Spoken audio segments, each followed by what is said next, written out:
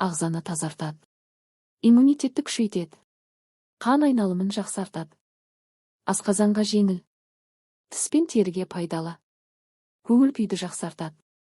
Біріншіден, іс дәрумені көп. Алмада иммунитетті көтеретін іс дәрумені. Антиоксиданттарға бай.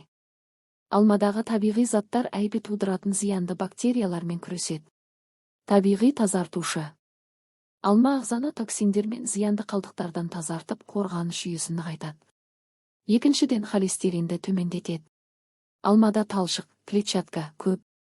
Ол жаман холестеринді азайтып, қан тамырларын таза ұстайды. Қан айналымын жақсартады. Алма қан тамырларын нығайтып, жүректің дұрыс жұмыс істеуіне көмектеседі. Антиоксидантқа бай. Алмадағы антиоксиданттар жүректі аурудан қорғайды.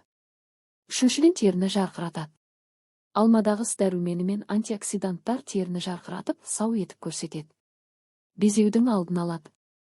Алма ағзаны тазартады. Бұл беттегі безеулердің азаюына көмектеседі.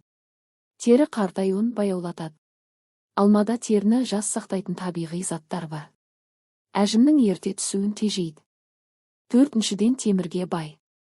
Алмада темір бар, ол қан құрамын жақсартып, ағзаға оттегінің дұрыс таралуына көмектеседі.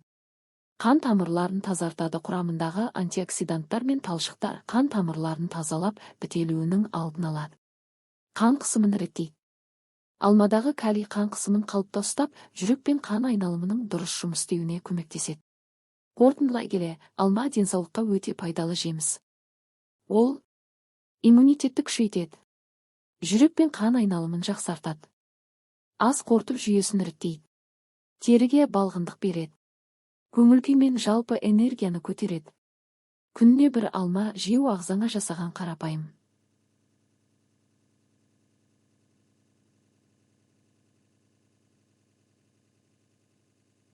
Бірақ үлкен қамқорлық.